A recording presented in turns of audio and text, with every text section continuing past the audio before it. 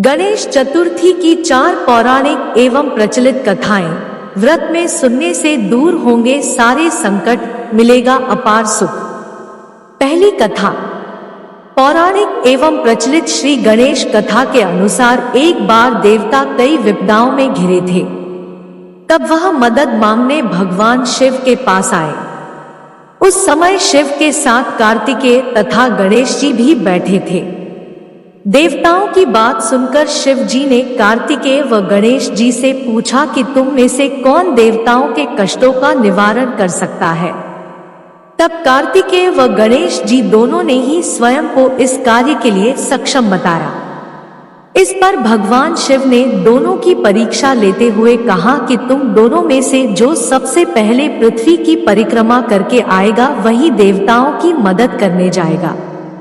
भगवान शिव के मुख से यह वचन सुनते ही कार्तिकेय अपने वाहन मोर पर बैठकर पृथ्वी की परिक्रमा के लिए निकल गए, परंतु गणेश जी सोच में पड़ गए कि वह चूहे के ऊपर चढ़कर सारी पृथ्वी की परिक्रमा करेंगे तो इस कार्य में उन्हें बहुत समय लग जाएगा। तभी उन्हें एक उपाय सूझा। गणेश अपने स्थान से उठे और अपने माता पिता की 7 बार परिक्रमा करके वापस बैठ गए। परिक्रमा करके लौटने पर कार्तिकेय स्वयं को विजेता बताने लगे। तब शिव जी ने श्री गणेश से पृथ्वी की परिक्रमा न करने का कारण पूछा। तब गणेश ने कहा, माता पिता के चरणों में ही समस्त लोक है। यह सुनकर भगवान शिव ने गणेश जी को देवताओं के संकट दूर करने की आज्ञा दी। इस प्रकार भगवान शिव ने गणेश जी को आशीर्वाद दिया कि चतुर्थी के दिन जो तुम्हारा पूजन करेगा और रात्रि में चंद्रमा को अर्घ्य देगा उसके तीनों ताप यानी दैहिक ताप, दैविक ताप तथा भौतिक ताप दूर होंगे। इस व्रत को करने से व्रतधारी के सभी तरह के दुख दूर होंगे और उसे जीवन के भौतिक सुखों की प्राप्ति होगी। चारों तरफ से मनुष्य की सुख समृद्धि बढ़ेगी। पुत्र पौत्रादि धन ऐश्वर्य की कमी नहीं रहेगी। गणेश चतुर्थी व्रत की दूसरी कथा। एक समय की बात है, राजा हरिश्चंद्र के राज्य में एक कुम्हार था। वह मिट्टी के बर्तन बनाता, लेकिन वे कच्चे रह जाते थे। एक पुजारी की सलाह पर उसने इस समस्या को दूर करने के लिए एक छोटे बालक को मिट्टी के बर्तनों के साथ आवा में डाल दिया। उस दिन संकष्टी चतुर्थी का दिन था। उस बच्चे की मां अपने बेटे के लिए परेशान थी। उसने गणेश जी से बेटे की कुशलता की प्रार्थना की। दूसरे दिन जब कुम्हार ने सुबह उठकर देखा तो आवा में उसके बर्तन तो पक गए थे, लेकिन बच्चे का बाल बांका भी नहीं हुआ था। वह डर गया और राजा के दरबार में जाकर सारी घटना बताई। इसके बाद राजा ने उस बच्चे और उसकी मां को बुलवाया तो मां ने सभी तरह के विघ्न को दूर करने वाली संकष्टी चतुर्थी का वर्णन किया। इस घटना के बाद से महिलाएं संतान और परिवार के सौभाग्य के लिए संकट चौथ का व्रत करने लगी। तीसरी कथा। एक समय की बात है कि विष्णु भगवान का विवाह लक्ष्मी जी के साथ निश्चित हो गया। विवाह की तैयारी होने लगी। सभी देवताओं को निमंत्रण भेजे गए, परंतु गणेश जी को निमंत्रण नहीं दिया, कारण जो भी रहा हो। अब भगवान विष्णु की बारात जाने का समय आ गया। सभी देवता अपनी पत्नियों के साथ विवाह समारोह में आए। उन सब ने देखा कि गणेश जी कहीं दिखाई नहीं दे रहे हैं। तब वे आपस में चर्चा करने लगे कि क्या गणेश जी को नहीं न्योता है या स्वयं गणेश जी ही नहीं आए हैं। सभी को इस बात पर आश्चर्य होने लगा। तभी सबने विचार किया कि विष्णु भगवान से ही इसका कारण पूछा जाए। विष्णु भगवान से पूछने पर उन्होंने कहा कि हमने गणेश जी के पिता भोलेनाथ महादेव को न्योता भेजा है। यदि गणेश जी अपने पिता के साथ आना चाहते तो आ जाते, अलग से न्योता देने की कोई आवश्यकता भी नहीं थी। दूसरी बात यह है कि उनको 1.25 मन मूंग, 1.25 मन चावल, 1.25 मन घी और 1.25 मन लड्डू का भोजन दिन भर में चाहिए। यदि गणेश जी नहीं आएंगे तो कोई बात नहीं, दूसरे के घर जाकर इतना सारा खाना पीना अच्छा भी नहीं लगता। इतनी वार्ता कर ही रहे थे कि किसी एक ने सुझाव दिया, यदि गणेश जी आ भी जाएं तो उनको द्वारपाल बनाकर बैठा देंगे कि आप घर की याद रखना। आप तो चूहे पर बैठकर धीरे धीरे चलोगे तो बारात से बहुत पीछे रह जाओगे। यह सुझाव भी सबको पसंद आ गया, तो विष्णु भगवान ने भी अपनी सहमति दे दी। होना क्या था कि इतने में गणेश जी वहां आ पहुंचे और उन्हें समझा बुझाकर घर की रखवाली करने बैठा दिया। बारात चल दी, तब नारद जी ने देखा कि गणेश जी तो दरवाजे पर ही बैठे हुए हैं, तो वे गणेश जी के पास गए और रुकने का कारण पूछा।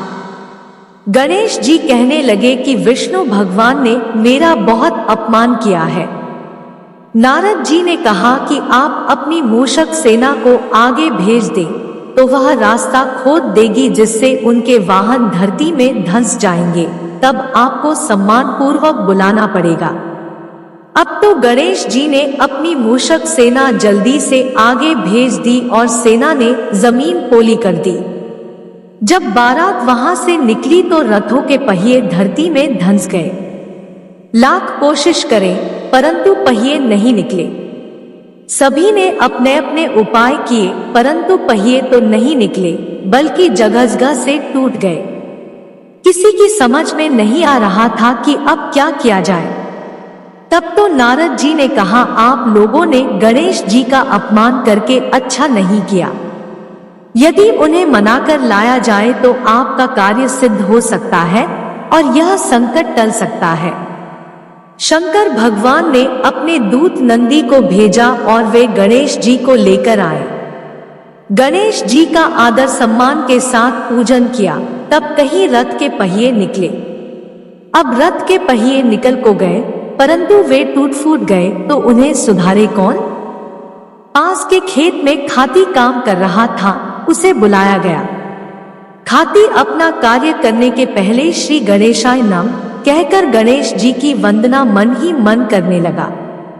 देखते ही देखते खाती ने सभी पहियों को ठीक कर दिया। तब खाती कहने लगा कि हे देवताओं, आपने सर्वप्रथम गणेश जी को नहीं मनाया होगा और न ही उनकी पूजन की होगी, इसीलिए तो आपके साथ यह संकट आया है। हम तो मूर्ख अज्ञानी हैं, फिर भी पहले गणेश जी को पूजते हैं, उनका ध्यान करते हैं। आप लोग तो देवतागण हैं, फिर भी आप गणेश जी को कैसे भूल गए? अब आप लोग भगवान श्री गणेश जी की जय बोलकर जाएं, तो आपके सब काम बन जाएंगे और कोई संकट भी नहीं आएगा। ऐसा कहते हुए बारात वहां से चल दी और विष्णु भगवान का लक्ष्मी जी के साथ विवाह संपन्न करा के सभी सकुशल घर लौट आए। हे गणेश जी महाराज, आपने विष्णु को जैसो कारज सारियो, ऐसो कारज सबको सिद्ध कर जो। बोलो गजानन भगवान की जय। चौथी कथा। श्री गणेश चतुर्थी व्रत की पौराणिक कथा के अनुसार एक बार भगवान शिव तथा माता पार्वती नर्मदा नदी के किनारे बैठे थे। वहां माता पार्वती ने भगवान शिव से समय व्यतीत करने के लिए चौपड़ खेलने को कहा। शिव चौपड़ खेलने के लिए तैयार हो गए, परंतु इस खेल में हार जीत का फैसला कौन करेगा, यह प्रश्न उनके समक्ष उठा। तो भगवान शिव ने कुछ तिनके एकत्रित कर उसका एक पुतला बनाकर उसकी प्राण प्रतिष्ठा कर दी और पुतले से कहा, बेटा, हम चौपड़ खेलना चाहते हैं, परंतु हमारी हार जीत का फैसला करने वाला कोई नहीं है, इसीलिए तुम बताना कि हम दोनों में से कौन हारा और कौन जीता। उसके बाद भगवान शिव और माता पार्वती का चौपड़ खेल शुरू हो गया। यह खेल 3 बार खेला गया और संयोग से तीनों बार माता पार्वती ही जीत गई। खेल समाप्त होने के बाद बालक से हार जीत का फैसला करने के लिए कहा गया, तो उस बालक ने महादेव को विजयी बताया। यह सुनकर माता पार्वती क्रोधित हो गई और क्रोध में उन्होंने बालक को लंगड़ा होने, कीचड़ में पड़े रहने का श्राप दे दिया। बालक ने माता पार्वती से माफी मांगी और कहा कि यह मुझसे अज्ञानतावश ऐसा हुआ है, मैंने किसी द्वेष भाव में ऐसा नहीं किया। बालक द्वारा क्षमा मांगने पर माता ने कहा, यहाँ गणेश पूजन के लिए नाग कन्याएं आएंगी, उनके कहे अनुसार तुम गणेश व्रत करो, ऐसा करने से तुम मुझे प्राप्त करोगे। यह कहकर माता पार्वती शिव के साथ कैलाश पर्वत पर चली गई। 1 वर्ष के बाद उस स्थान पर नाग कन्याएं आईं। तब नाग कन्याओं से श्री गणेश के व्रत की विधि मालूम करने पर उस बालक ने 21 दिन लगातार गणेश जी का व्रत किया। उसकी श्रद्धा से गणेश जी प्रसन्न हुए। उन्होंने बालक को मनोवांछित फल मांगने के लिए कहा। उस पर उस बालक ने कहा, हे विनायक, मुझ में इतनी शक्ति दीजिए कि मैं अपने पैरों से चलकर अपने माता पिता के साथ कैलाश पर्वत पर पहुंच सकूं और वे यह देख प्रसन्न हो। तब बालक को वरदान देकर श्री गणेश अंतर्ध्यान हो गए। इसके बाद वह बालक कैलाश पर्वत पर पहुंच गया और कैलाश पर्वत पर पहुंचने की अपनी कथा उसने भगवान शिव को सुनाई। चौपड़ वाले दिन से माता पार्वती शिवजी से विमुख हो गई थी। देवी के रुष्ट होने पर भगवान शिव ने भी बालक के बताए अनुसार 21 दिनों तक श्री गणेश का व्रत किया। इस व्रत के प्रभाव से माता पार्वती के मन से भगवान शिव के लिए जो नाराजगी थी वह समाप्त हो गई। तब यह व्रत विधि भगवान शंकर ने माता पार्वती को बताई। यह सुनकर माता पार्वती के मन में भी अपने पुत्र कार्तिकेय से मिलने की इच्छा जागृत हुई। तब माता पार्वती ने भी 21 दिन तक श्री गणेश का व्रत किया तथा दूर्वा, फूल और लड्डुओं से गणेश जी का पूजन अर्चन किया। व्रत के 21वें दिन कार्तिकेय स्वयं माता पार्वती जी से आ मिले। उस दिन से श्री गणेश चतुर्थी का यह व्रत समस्त मनोकामनाओं की पूर्ति करने वाला व्रत माना जाता है। इस व्रत को करने से मनुष्य के सारे कष्ट दूर होकर मनुष्य को समस्त सुख सुविधाएं प्राप्त होती है।